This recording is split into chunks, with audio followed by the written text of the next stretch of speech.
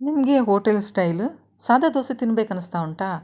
ಕೇವಲ 3 ಸಾಮಗ್ರಿ ಸಾಕು ಇದನ್ನು ಮಾಡಿಕೊಡ್ಲಿಕ್ಕೆ. 2 ಥರ ಸಹ ನೀವು ಮಾಡಿ ತಿನ್ಬೋದು. ತೆಳು ದೋಸೆ ಮಾಡ್ಬೋದು ಅಥವಾ ದಪ್ಪ ದೋಸೆ ಸಹ ಮಾಡ್ಕೊಳ್ಬೋದು. ಪ್ಲೇನ್ ದೋಸೆ ಸೂಪರಾಗಿರ್ತದೆ. ಕೇವಲ 3 ಇಂಗ್ರೀಡಿಯೆಂಟ್ಸ್ ಸಾಕಿದ್ದಕ್ಕೆ. ಖಂಡಿತ ಟ್ರೈ ಮಾಡಿ. ವಿಡಿಯೋ ಹೇಗಿತ್ತಂತೇಳಿ ಕಮೆಂಟ್ ಮಾಡಿ ಹೇಳಿ, ಮತ್ತು ಫುಲ್ ವಿಡಿಯೋ ನೋಡಿ. ಹಾಗೆಯೇ ಹೊಸಬ್ರು ಯಾರಾದರೂ ನನ್ನ ಚಾನಲ್ ನೋಡ್ತಾ ಇದ್ದರೆ ಪ್ಲೀಸ್ ಸಬ್ಸ್ಕ್ರೈಬ್ ಮಾಡಿಕೊಂಡು ವಿಡಿಯೋ ನೋಡಿ. ಹಾಗೆಯೇ ನಿಮಗೆ ಈ ವಿಡಿಯೋ ಇಷ್ಟ ಆದಲ್ಲಿ ಶೇರ್ ಮಾಡಿ ನಿಮ್ಮ ಫ್ರೆಂಡ್ಸಿಗೆ, ರಿಲೇಟಿವ್ಸಿಗೆಲ್ಲ. ತುಂಬ ಸ್ಮೂತಾಗಿ ಬರ್ತದೆ. ಹಾಗೆಯೇ ಕ್ರಿಸ್ಪಿಯಾಗಿ ಸಹ ನೀವು ಮಾಡ್ಕೊಳ್ಬೋದು. ನಾನು ಹೇಳಿದ್ದೇನಲ್ಲ ನಿಮಗೆ 3 ಇಂಗ್ರೀಡಿಯೆಂಟ್ಸ್ ಸಾಕಂತೇಳಿ. ಇಲ್ಲಿ ಅಕ್ಕಿ ತೊಗೊಂಡಿದ್ದೇನೆ, ಉದ್ದಿನಬೇಳೆ ತೊಗೊಂಡಿದ್ದೇನೆ, ಮೆಂತ್ಯ ಆಪ್ಷನಲ್, ಬೇಕಂತೇಳಿದರೆ ಹಾಕ್ಬೋದು, ಇಲ್ಲ ಸ್ಕಿಪ್ ಮಾಡ್ಕೊಳ್ಬೋದು. ನಾನಿಲ್ಲಿ ಸ್ವಲ್ಪ ಮೆಂತ್ಯ ಹಾಕ್ಕೊಂಡಿದ್ದೇನೆ. 1 ಲೋಟ ಅಕ್ಕಿ ತೊಗೊಂಡ್ರೆ 1/4 ಕಪ್ಪಿನಷ್ಟು ನೀವು ಉದ್ದಿನಬೇಳೆ ಸಾಕಾಗ್ತದೆ. ಯಾವುದೇ ಕಪ್ ಮೆಜರ್ಮೆಂಟ್ ತೊಗೊಳ್ಳಿ ನೀವು. ನಾನಿಲ್ಲಿ 4 ಕಪ್ಪಿಗೆ 1 ಕಪ್ಪಿನಷ್ಟು ಉದ್ದಿನಬೇಳೆ ನಾನಿಲ್ಲಿ ಹಾಕ್ಕೊಂಡಿದ್ದೇನೆ. ಅದೇ ರೀತಿ ದಪ್ಪ ಅವಲಕ್ಕಿ ಸಹ ತೊಗೊಂಡು ತೊಳೆದು ನೆನೆಸಿಟ್ಕೊಂಡಿದ್ದೇನೆ. ಇದನ್ನು ಅಕ್ಕಿ ಎಲ್ಲ ನೀವು ಒಂದು 5 ತಾಸು ನೆನೆಸಿಟ್ಕೊಳ್ಳಿ. ಅವಲಕ್ಕಿ ಮಾತ್ರ ಅರಿಯೋದು 1 ತಾಸು ಮೊದಲು ನೀವು ನೆನೆಸಿಟ್ಕೊಂಡ್ರೆ ಸಾಕಾಗ್ತದೆ. ಅವಲಕ್ಕಿಲಿ 1 ಕಪ್ ನಾನು ತೊಗೊಂಡಿದ್ದೇನೆ. ಈಗ ಎರಡನ್ನು ಸಹ ನಾನು ಮಿಕ್ಸ್ ಮಾಡಿ ಗ್ರೈಂಡ್ ಮಾಡ್ಕೊಳ್ತೇನೆ. ಇದನ್ನು ಮಾತ್ರ ನೈಸಾಗಿ ಗ್ರೈಂಡ್ ಮಾಡ್ಕೊಳ್ಬೇಕು. ಇಲ್ಲಿ ನೋಡಿ ಗ್ರೈಂಡ್ ಮಾಡಿ ಆಯಿತು. ನಾನಿಲ್ಲಿ ಪಾತ್ರೆಲಿ ಇಟ್ಕೊಂಡಿದ್ದೇನೆ. ಈಗ ಇದು ಓವರ್ ನೈಟ್ ಬಿಡಬೇಕು, ಅಂದರೆ 8 ತಾಸಾದರೂ ಬಿಡಬೇಕು. ನೈಸಾಗಿ ಗ್ರೈಂಡ್ ಮಾಡ್ಕೊಳ್ಳಿ. ನಾನಿಲ್ಲಿ ಸ್ವಲ್ಪ ತರ್ತರಿ ಆಯಿತು, ಅಂದರೆ ಕರೆಂಟ್ ಹೋಯಿತು. ಈಗ ಮಳೆ ಅಲ್ವಾ, ತುಂಬ ಮಳೆ ಅಂತ ಹೇಳಿದರೆ ಮಳೆ, ಹಾಗೆ ಸ್ವಲ್ಪ ತರ್ತರಿ ನೋಡಿ ಕಾಣ್ತಾ ಉಂಟೇನೋ ನಿಮಗೆ. ಇದು ನಿಮಗೆ ಬೆಳಿಗ್ಗೆ ನಾನು ತೋರಿಸ್ತಾ ಇರೋದು. ಇಲ್ಲಿ ಉಪ್ಪು ಹಾಕಿ ನಾನು ಮಿಕ್ಸ್ ಮಾಡ್ಕೊಳ್ತಾ ಇದ್ದೇನೆ. ಚೆಂದ ಉಬ್ಬಿ ಬಂದಿದೆ ಹಿಟ್ಟೆಲ್ಲ. ಇಷ್ಟೇ ದಪ್ಪ ಇರಲಿ, ಉದ್ದಿನ ದೋಸೆ ಮಾಡ್ತೀವಲ್ಲ ಅಷ್ಟೇ ಇದ್ದರೆ ಸಾಕಾಗ್ತದೆ. ರುಚಿಗೆ ತಕ್ಕಷ್ಟು ಉಪ್ಪು ಹಾಕ್ಕೊಳ್ಳಿ. ನಿಮಗೆ ಇನ್ಸ್ಟೆಂಟಾಗಿ ಮಾಡ್ಕೊಳ್ಬೇಕು, ಹಿಟ್ಟು 8 ತಾಸೆಲ್ಲ ಇಡ್ಲಿಕ್ಕೆ ಆಗೋದಿಲ್ಲಿದ್ದರೆ ಸ್ವಲ್ಪ ಸೋಡಾ ಸಹ ನೀವು ಮಿಕ್ಸ್ ಮಾಡಿ ಮಾಡ್ಕೊಳ್ಬೋದು. ಆದರೆ ಸೋಡಾ ಜಾಸ್ತಿ ಹಾಕಬಾರ್ದು, ಒಳ್ಳೆಯದಲ್ಲ ಹೆಲ್ತಿಗೆ. ನೀವು ಓವರ್ ನೈಟ್ ಇಡಿ, ಅಂದರೆ 8 ತಾಸು ತನಕ ನೀವು ಹಿಟ್ಟನ್ನು ಇಟ್ಕೊಳ್ಳಿ. ಇಲ್ಲಿ ನಾನು ದೋಸೆ ಮಾಡ್ಕೊಳ್ಳುವಾಗ ಒಂದು ಸಲ ಮಿಕ್ಸ್ ಮಾಡಿಯೇ ದೋಸೆ ಹಾಕ್ಕೊಳ್ಬೇಕಾಗ್ತದೆ, ಹಾಗೆಯೇ ಡೈರೆಕ್ಟ್ ಹಾಕಲಿಕ್ಕೆ ಹೋಗಬೇಡಿ. ಇಲ್ಲಿ ಚಟ್ನಿಗೆ ಸಹ ರೆಡಿ ಮಾಡ್ಕೊಳ್ತಾ ಇದ್ದೇನೆ. ತೆಂಗಿನ ತುರಿ ಹಾಕಿದ್ದೇನೆ, ಆಮೇಲೆ ಇದು ಗ್ರೀನ್ ಚಿಲ್ಲಿ ಕಾಯಿ ಮೆಣಸು ಹಾಕಿದ್ದೇನೆ 1-2, ಸ್ವಲ್ಪ ಕೊತ್ತಂಬರಿ ಸೊಪ್ಪು, ಸ್ವಲ್ಪ ಪುದೀನ, ಮತ್ತು ಒಂದು 4 ಎಸಳು ಬೆಳ್ಳುಳ್ಳಿ, ಕಲ್ಲುಪ್ಪು ಹಾಕಿದ್ದೇನೆ. ನೈಸಾಗಿ ಅದನ್ನು ಸಹ ಗ್ರೈಂಡ್ ಮಾಡಿದ್ದೇನೆ ನೀರು ಹಾಕಿ. ನೀವು ಬೇಕಂತೇಳಿದ್ದಕ್ಕೆ ಒಗ್ಗರಣೆ ಸಹ ಹಾಕ್ಕೊಳ್ಬೋದು. ಸಾಸಿವೆ, ಉದ್ದಿನಬೇಳೆ, ಕರಿಬೇವು, ತೆಂಗಿನ ಎಣ್ಣೆಯಲ್ಲಿ ಒಗ್ಗರಣೆ ಹಾಕ್ಕೊಳ್ಬೋದು. ಇಲ್ಲಿ ನಾನು ತವಾ ಸಹ ಬಿಸಿಗೆ ಇಟ್ಕೊಂಡೆ, ಅದನ್ನು ಚಟ್ನಿ ಎಲ್ಲ ಮಾಡ್ಕೊಳ್ಳುವಾಗಲೇ. ನಾನಿಲ್ಲಿ 2 ಥರ ಸಹ ಮಾಡಿ ತೋರಿಸಿ ನೋಡಿ. ತೆಳುವಾಗಿ ಸಹ ನೀವು ಮಾಡ್ಕೊಳ್ಬೋದು ಅಥವಾ ದಪ್ಪ ದೋಸೆ ಸಹ ಮಾಡ್ಕೊಳ್ಬೋದು. ತುಂಬ ಒಳ್ಳೆಯದಾಗ್ತದೆ ಆ ದಪ್ಪ ಅವಲಕ್ಕಿ ಎಲ್ಲ ಹಾಕಿದಗೋಸ್ಕರ. ಮೆಂತ್ಯ ಮಾತ್ರ ನೀವು ಆಪ್ಷನಲ್, ಅದು ನೀವು ಸ್ಕಿಪ್ ಸಹ ಮಾಡ್ಕೊಳ್ಬೋದು. ಬೇಕಂತೇಳಿದರೆ ಹಾಕ್ಕೊಳ್ಬೋದು. ಅಂದರೆ ನಾವು ದೋಸೆಗೆ ಅದು ಮೆಂತ್ಯ ಹಾಕಿ ಹಾಕಿ ಅಭ್ಯಾಸ ಆಗಿರ್ತದಲ್ಲ, ಹಾಗೆ ಸ್ವಲ್ಪ ಹಾಕಿದೆ ನಾನು. ಇದು ಚಟ್ನಿ ಜೊತೆಯಲ್ಲಿ ಅಥವಾ ಸಾಗು ಅಥವಾ ಯಾವುದಾದ್ರೂ ಕರಿ ಇದ್ದರೆ ಸಹ ಒಳ್ಳೆಯದಾಗ್ತದೆ. ಟೊಮೆಟೊ ಚಟ್ನಿ ಅದೆಲ್ಲ ಸೂಪರ್ ಕಾಂಬಿನೇಷನ್ ಇದಕ್ಕೆ.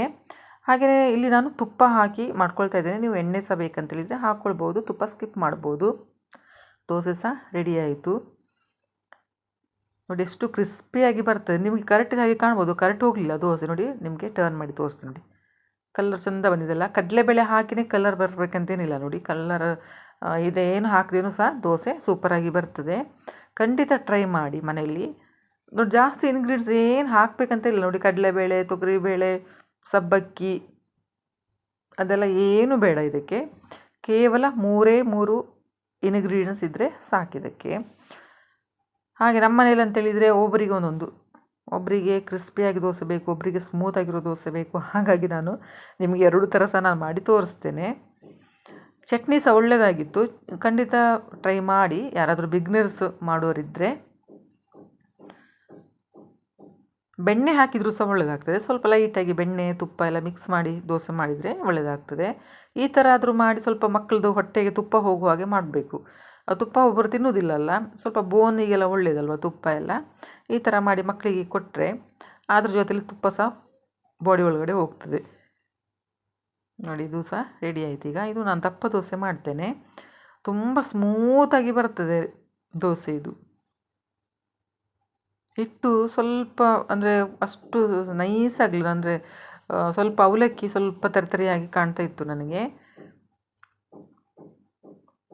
ಸ್ವಲ್ಪ ಮೀಡಿಯಮ್ ಫ್ಲೇಮಲ್ಲಿ ಇಟ್ಕೊಂಡು ಮಾಡ್ಕೊಳ್ಳಿ, ಹೈ ಫ್ಲೇಮಲ್ಲಿ ಮಾಡಲಿಕ್ಕೆ ಹೋಗ್ಬಿಡಿ. ಯಾಕಂದರೆ ಹೈ ಫ್ಲೇಮಲ್ಲಿ ಮಾಡ್ಬೋದು, ಅರ್ಜೆಂಟು ಇದ್ದಾಗ ಹೈ ಫ್ಲೇಮಲ್ಲಿ ಮಾಡಿಕೊಂಡ್ರೆ ಅದು ಸ್ವಲ್ಪ ಕರಟಿ ಹೋದಾಗೆ ಆಗ್ತದಲ್ಲ ದೋಸೆ ಎಲ್ಲ, ಅಷ್ಟು ಒಳ್ಳೆಯದಾಗೋದಿಲ್ಲ.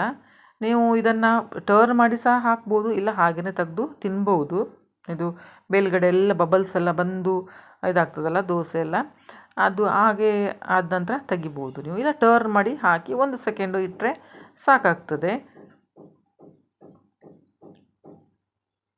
ನಿಮಗೆ ಹೇಗೆ ಅಂತೇಳಿ ಹಾಗೆ ಮಾಡಿ ತಿನ್ಬೋದು. ಇದನ್ನು ನೀವು ತುಪ್ಪ ಬೇಕಾದರೂ ಹಾಕ್ಕೊಳ್ಳಿಲ್ಲ, ಎಣ್ಣೆ ಬೇಕಾದರೂ ಹಾಕ್ಕೊಳ್ಳಿ ಇದಕ್ಕೆ. ನೋಡಿ ಇದು ನಾನೀಗ ಟರ್ನ್ ಮಾಡಿ ಹಾಕ್ತೇನೆ. ಇದು ನೀವು ಹಾಗೆ ಸಹ ಬೇಕಾದರೆ ತೆಗಿಬೋದು ಫ್ರೆಂಡ್ಸ್.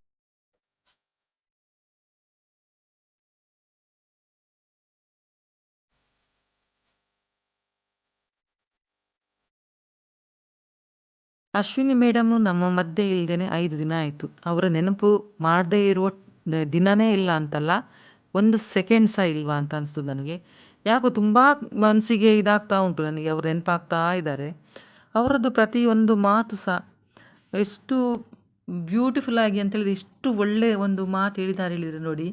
ನಮ್ಮ ಮರಣದ ಬಳಿಕ ಬಿದ್ದು ಬಿದ್ದು ಅಳುವವರು ನಮ್ಮವರೇ, ನಮ್ಮ ಪ್ರತಿಯೊಂದು ಜೀವನದ ಹೆಜ್ಜೆಯಲ್ಲೂ ಚುಚ್ಚಿ ಚುಚ್ಚಿ ಮಾತನಾಡುವವರು ನಮ್ಮವರೇ, ಒಟ್ಟಾರೆಯಾಗಿ ನಮ್ಮ ಜೀವನದ ನಾಟಕ ರಂಗದಲ್ಲಿರುವ ಪಾತ್ರಧಾರಿಗಳೆಲ್ಲರೂ ನಮ್ಮವರೇ ಆಗಿರ್ತಾರೆ ಅಲ್ವಾ.